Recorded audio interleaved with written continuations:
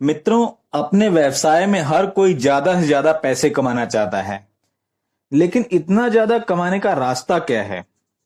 कैसे संभव है बड़ी और ऊंची आमदनियों का सपना देखना और उसे हकीकत में बदलना?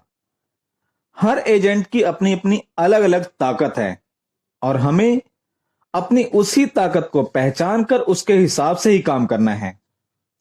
रेत का जानवर रेत में ही ज्यादा शक्तिशाली होता है और पानी का जानवर पानी में। यदि रेत का जानवर पानी में लड़े तो पराजय निश्चित है और पानी के जानवर को रेत में आसानी से हराया जा सकता है। एक बुजुर्ग एजेंट की ताकत है कि उसके पास अनुभव बहुत है और उसके संबंधों का दायरा भी बहुत बड़ा होता है, जिसमें खुद के संपर्क के लोग ही नहीं बल्कि बेटी बेटों की ससुराल के लोग भी हैं।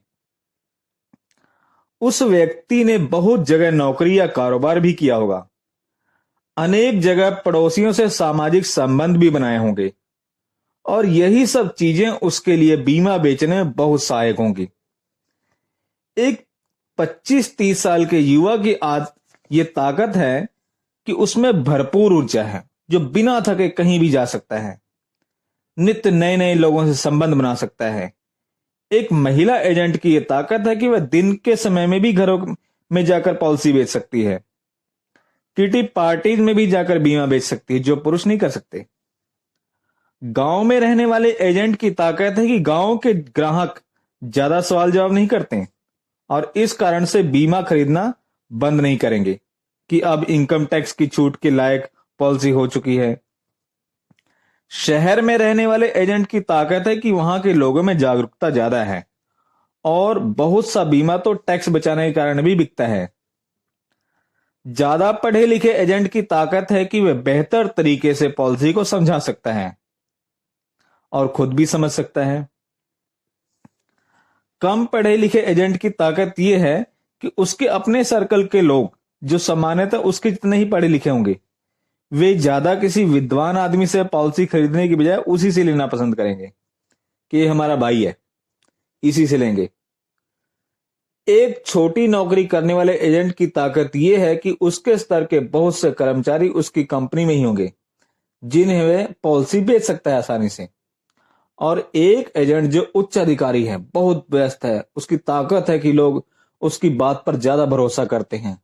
और दूसरी बात यह है कि उसके स्तर के अधिकारी चाहे कम ही होते हैं पर वे पॉलिसी बड़ी खरीदते हैं, तो पॉलिसी जो कम पॉलिसी में ही बहुत बड़ा प्रीमियम उनके पास से आ सकता है।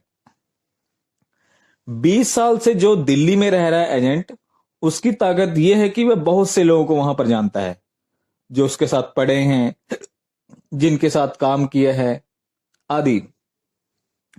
जो एजेंट 2 साल से बंगाल से दिल्ली में आकर बसा है, उसके लिए स्वाभाविक ताकत यह है कि वहां जितने भी बंगाली लोग रहते हैं वे स्वाभाविक रूप से उससे पॉलिसी लेना पसंद करेंगे, क्योंकि उसका पहनावा, खान पान, भाषा उन सब लोगों से मिलता है जो आसानी से उनमें घुल मिल सकता है। एक अमीर तबके से संबंध रखने वाले एजेंट की ताकत यह है कि वह बहुत बड़े लोगों को बड़ी पॉलिसी आसानी से बेच सकता है। तो बेहद गरीब लोगों में रहने वाले एजेंट की अपनी ताकत है, वह उन लोगों में पॉलिसी बेच सकता है जो संख्या में बहुत ज्यादा है और जहां ऊपरी दर्जे का कोई एजेंट पॉलिसी बेचने के लिए आता ही नहीं। जिस एजेंट ने नई नई एजेंसी ली है, उसकी अपनी ताकत है कि उसके जानने वाले लोगों का अभी तक उसने बीमा किया ही नहीं है। पुराने एजेंट की ताकत है कि उसके पास ग्राहकों का दायरा काफी बढ़ चुका है, जिससे वह बहुत सा बीमा उन्हीं में से निकाल सकता है। जहां सुई काम आ सकती है वहां तलवार काम नहीं कर सकती, और सुई की अपनी ताकत है, तलवार की अपनी ताकत है। इसलिए जरूरी है कि हर एजेंट को अपनी क्षमता को पहचाने और उसे ही ताकत बनाकर पॉलिसी बेचे। यहां एक उदाहरण देना बेहतर होगा कि एक बीमा एजेंट जो भारतीय जीवन बीमा निगम की करोल बाग दिल्ली की ब्रांच में एजेंट है, बहुत ही साधारण पारिवारिक और आर्थिक स्थिति वाला था। निगम के कार्यालय में पहले से ही एक छोटी सी टेम्परेरी नौकरी कर रहे इस युवक को वहीं के एक विकास अधिकारी ने अपना असिस्टेंट बना लिया और साथ ही बीमे की एजेंसी भी दे दी। छोटे सामाजिक दायरे वाले इस एजेंट ने अपनी ताकत को पहचाना और छोटी आमदनी करने वाले लोगों को इस तरह की पॉलिसी बेचनी शुरू की कि यदि आप 1 लाख की पॉलिसी लेना चाहते हैं तो किस्त केवल 15 रुपए रोज देनी पड़ेगी। हालांकि ये मेहनत का काम था, रोज रोज छोटी छोटी राशि इकट्ठी करना और 3 महीने बाद एक बार कंपनी में जाके किस्त जमा कराना, फिर रसीद उनको देना। पर वहां किसी दूसरे एजेंट से कंपटीशन नहीं था। मेहनत रंग लाई और 10 वर्ष में ही वह एजेंट साल की 1000 पॉलिसी बेचने लग गया। वह LIC में चेयरमैन, क्लब मेंबर और MDRT तक बन गया और उसकी आमदनी 5-6 लाख रुपए महीने से ज्यादा की हो गई। इसका अर्थ यह नहीं कि आप रोजाना किस्त इकट्ठी करनी शुरू कर दें आप भी। ये उसकी ताकत थी जो उसने पहचान ली। आपकी कुछ और ताकत हो सकती है जो आपको बुलंदी पर ले जा सकती है। एक चोर की कहानी सुनाता हूं।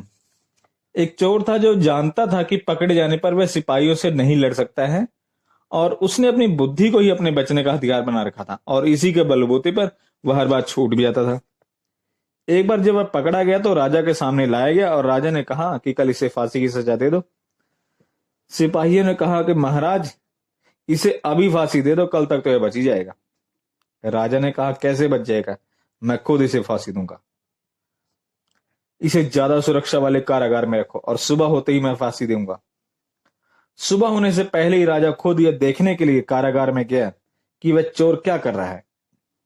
उसने देखा कि चोर दीवार की ओर मुंह करके खड़ा और बोल रहा है, लगता तो नहीं है पर हो भी सकता है, लगता तो नहीं है पर हो भी सकता है, लगता तो नहीं है पर हो भी सकता है। राजा ने आश्चर्य से जेलर से कहा कि पूछो तो जाकर ये क्या कहना चाहता है। जेलर ने जाकर चोर से उसकी बातों का मतलब पूछा तो वह बोला कि बचपन से मेरी जन्म कुंडली देखकर किसी सिद्ध ज्योतिष ने कहा था कि मेरी मौत किसी हिजड़े के हाथों होगी। अब मैं सोच रहा हूं कि राजा, ऐसा लगता तो नहीं है पर हो भी सकता है। जेलर ने राजा को जब यह सब बताया तो राजा ने उसे तुरंत छोड़ने का हुक्म दे दिया। मित्रों, मैंने जब LIC की नई नई एजेंसी ली तो मैंने सोचा कि मेरे जानने वाले तो बहुत कम हैं, मैं केवल 50 या 100 आदमी को ही जानता हूं, तो मेरी जान पहचान तो बहुत कम है, मैं बीमा कैसे करूंगा। तो मैंने दूसरी तरफ देखा तो पाया कि ऐसे लाखों लोग हैं जिन्हें मैं नहीं जानता और यदि मैं उन्हें बेचना बीमा सीख गया तब तो मैं खूब बीमा बेच सकता हूं। और मैंने यही दूसरा रास्ता अपनाया और अनजान लोगों को बीमा बेचने लगा और अनजान लोगों से बीमे के लिए पूछने लगा और यही मेरी ताकत बन गई। तो मित्रों, आप में भी कोई ना कोई और लोगों से अलग ताकत जरूर होगी। जरूरत है तो उसे पहचानने की और उस ताकत का इस्तेमाल करने की और इस्तेमाल करके अपने व्यवसाय में नई बुलंदियों को छूने की। तो कोशिश करें कि आप भी अपनी कोई नई ताकत ढूंढें। और मित्रों, आज की इस वीडियो में इतना ही। कल फिर मिलेंगे एक नई वीडियो में एक नई जानकारी के साथ। तब तक के लिए धन्यवाद। जय हिंद।